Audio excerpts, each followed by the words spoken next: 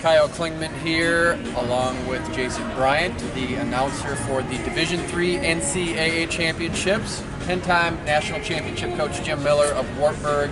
We are here in Roanoke, Virginia at the Berglund Center. Right now, Augsburg College is off to a start. It might actually be university. It's actually Augsburg University. I got it right, so yeah, we get Augsburg to do that at Augsburg University. They look good. 10-0, 5 falls.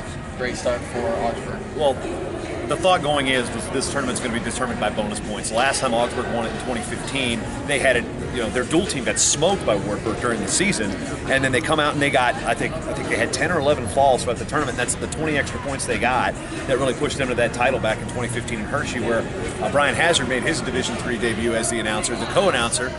So it's not just me, it's Hazard. I want to give Hazard some credit here, but it's the bonus points thing, and that was the thing that Johnson and Wales really needs to have to really kind of pick up things. They had 3 guys coming in the top 10 in the country with falls, so where they don't have the firepower for the finals that the Augsburg guys do, they make up for it in falls. Right now, Camry Thomas, for example, the 1 seed, he's got 2 quick falls, so he is a firepower finalist threat, but he's also pinning it. Solomon Nielsen, the number 8 seed from Augsburg, he's got 2 falls in matches he was like tied with or losing, and he came back, and that's 4 extra points for Augsburg out of an 8 seed.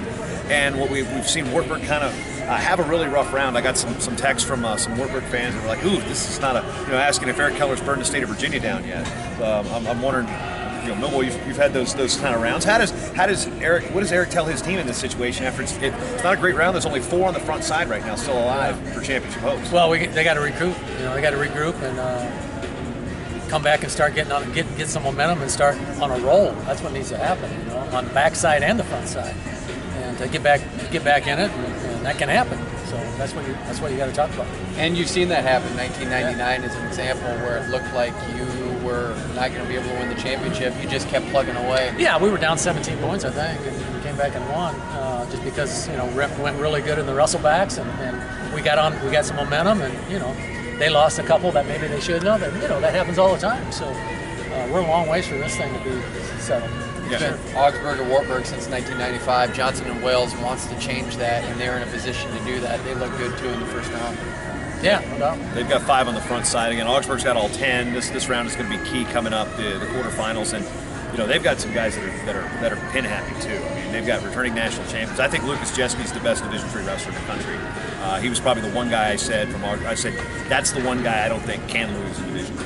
I think he's that much on a higher level in terms of just his ability, his talent level. I mean, he's tenacious out there. So I think he's probably, to me, he's probably my OW in D3. I'm sure there's better stats out there, guys that are also undefeated. Jeske's the guy, since he's come back at semester, to really be impressive. So for Augsburg, I mean, looking at you, 10-0 first round. They got the pigtail. They qualified 9. Nobody lost.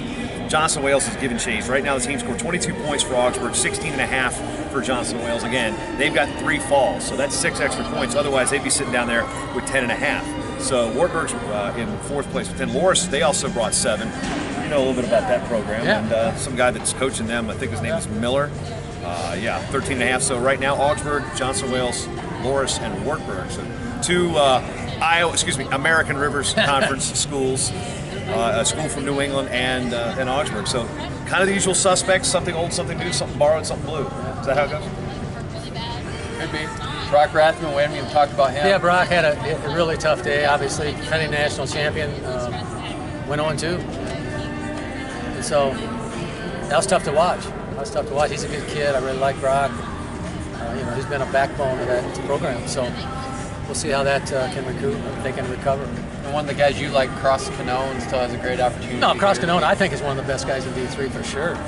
Undefeated, he's won like almost 70 in a row, something like that. I really like Cross, and Connecticut kid. Yeah.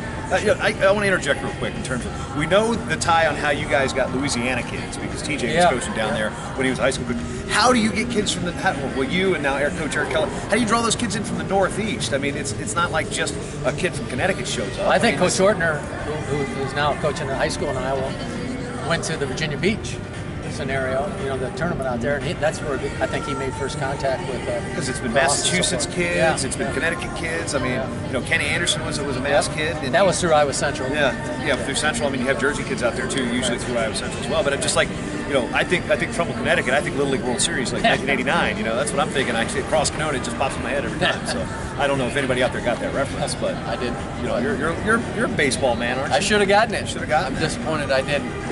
Also, Kyle, I do want to ask both of you guys this. There was 1-2 seed went down in the first round. Alma kid got disqualified for stalling right here on this mat. I didn't even realize that was a 2 seed. Zach Cooper went down, but we didn't see any 1 seeds beaten in the first round this year.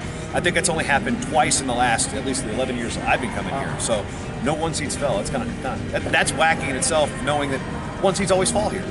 Usually, and especially since it's 18-man bracket, right away you're in that round of 16. Usually you're going to be able to see that. And a lot of times I think in Division III, these programs don't see each other a lot of times, so you don't know what to expect. There's still a lot of footage out there, but there's nothing like feeling it and being around it. So I am surprised that a 1 seed didn't fall. I'm curious too. This is the first time we've had the NCAA Division III Championships in the state of Virginia. It's my home state. Granted, I grew up 4 hours from here, but I've been in this region a lot for our high school state tournaments. And what do you think of what Ferrum has done as a host college, and how they've got this beautiful facility. It was renovated not that long ago. They've held some regional championships here, but they got a national championship here. This place is fantastic. It is. It's really nice. Great facility, and you got 4 mats in the back for warm-up area. Sometimes that's an issue. Do you have enough room to do all that? But man, I've been impressed. Augsburg leading the way. Everyone's going to be giving chase to them. They have a commanding situation with 10 on the front side, or 10 matches, 9 on the front side. They went 10-0. So everyone's giving chase to Augsburg. It's been great to get this update after the first round. Jim Miller, Jason Bryant. I'm Kyle Klingman. Thanks for watching.